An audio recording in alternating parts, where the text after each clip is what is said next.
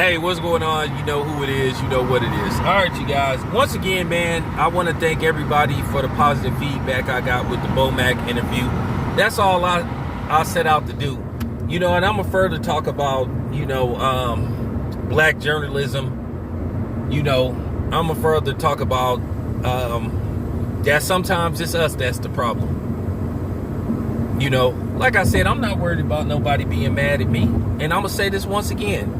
Nobody tells me what the fuck to say on my channel. Nobody runs my channel. I don't answer to nobody. Okay? Whatever I say is what I say. I don't follow no script. I'll say what I want to say. And I'm going to keep making that very clear. Okay? I'm going to always be my own man at the end of the day. And I'm going to always say what I want to say and what's on my mind. Nobody controls my channel. And I mean absolutely nobody. Okay, so with that being said, let me talk about this thing with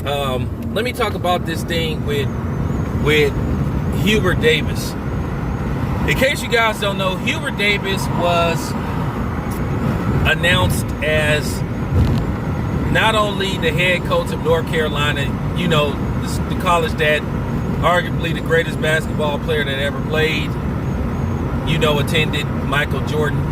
Or should I say, Michael Jeffrey Jordan. But he took over, so he's the new coach. But basically, when he was doing his acceptance speech, you know, basically publicly accepting the job and being introduced as the new head coach, he just said something that had certain people cringing, but then you had certain people gloating because at the end of the day, you have certain people in the media that like to push an agenda, and that's very one-sided. So, you know, with that being said, you know, as he was doing his acceptance speech, he was basically saying, you know, I'm proud to be the first black, you know, and I'm paraphrasing, I'm proud to be the first black coach at North Carolina, but I'm also proud to have a white wife. And then that's sort of like when you hear a record skip moment because it was so awkward and it was one of those situations, well, okay, you're not the first black man that ever married a white woman. And I think it went from him being the first, I guess, so-called celebrated black man accepting the job to be the head coach of North Carolina. It turned into a you know, scratching your head moment like, why is he saying this? And basically by him saying that bombarded the real purpose of him being announced as the first black head coach. And a lot of people been eating him up, and rightfully so, because that was a true butter biscuit moment. First of all, nigga, nobody asked you who your wife was and what color she was. So basically you took the attention away from yourself and made it about you and your wife. And I'm going to further talk about this too, this whole swirling interracial marriage thing. Because, and I'm going to call everybody out, and I'm probably going to name names too, you know. So, because, you know, I'm going to be honest with you, I'm not worried about nobody. I'm not worried about nobody so-called making a video, calling themselves ethering me. Remember this. You know, when somebody say your name, that's free publicity. And people can come on your channel and say, oh, so-and-so ethered you. Good. Because guess what? You brought your ass on here to call yourself trying to taunt me, but actually, you made me some money. So just remember that when you go to people's channels that you don't like. And I'm going to tell you right now, that's why, you know, the LDBC is as popular as they are now, because you go on there and say, yeah, so-and-so, quote-unquote, ethered you. Like I said, 7, 8, all them dudes, they laugh at y'all. Because every time you come on their channel trying to talk shit, you making them money. You making me money. For real. That shit don't bother them and it don't bother me. You make all the videos you want with my name titled in your video. Because like I say, I love free advertisement. You know, say my damn name. For real, please. Like I said, I love free publicity. I really do. Once again, shout out to Boxing 24. But nevertheless, let me get back to the subject at hand. Like I said, that was one of the biggest butter biscuit moments I had ever seen in my life. I was thinking of Blazing Saddles, Where the White Women At. I was thinking of Don't Be a Menace to South Central. Could you tap that white girl for me? I'ma get you suckered. Like I said, that was cringeworthy. And I gotta say something. This is real talk.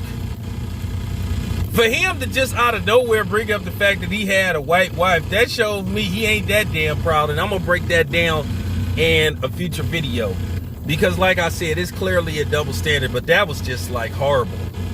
It was just horrible to hear him say something like that. It just had me shaking my head. It had a whole bunch of people shaking their heads. They was like, what is wrong with this nigga? You know, nobody is going to respect him for that. Because once again, nobody asked you about your damn wife. Nobody asked you who she was. Nobody asked you what color she was. You act like you the first black man that ever married a white woman. Okay? You ever heard of Jack Johnson? I mean, at the end of the day, this ain't 1947. You know, whether you, I mean, for real. I mean, this is pretty common, like, you know what I'm saying? Whether you approve of it or not. But it was just cringeworthy saying that. It was almost like he put her on some high, you know, ISIS goddess pedestal, and I seen what she looked like. She ain't all that hot. But like I said, man, that was just such a bad look for Hubert Davis. That was a big time butter biscuit moment, you know, real talk. So with that being said, I'm just like, I'm gonna just keep it 100.